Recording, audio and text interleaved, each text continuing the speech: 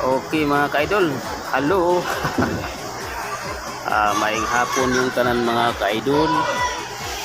Karon nga oras mga ka-idol no, mga alas 3 na no sa hapon kapin. Sige mga ka-idol, kabalo ko mga ka-idol nga karon ng uban mga ka-idol. Bibis trabaho, ang uban nag-relax na, ang uban ang lag-lag na. Ang uban to na dito no. Anak gina mga tao mga ka-idol, managlahi ang trabaho, managlahi ang gibuhat, managlahi ang gusto no mga ka-idol.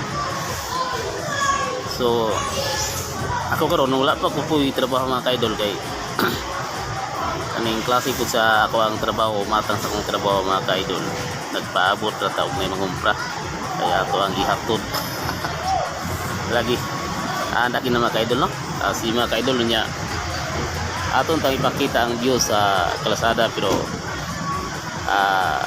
sige naman ikakita sa ato ang video no.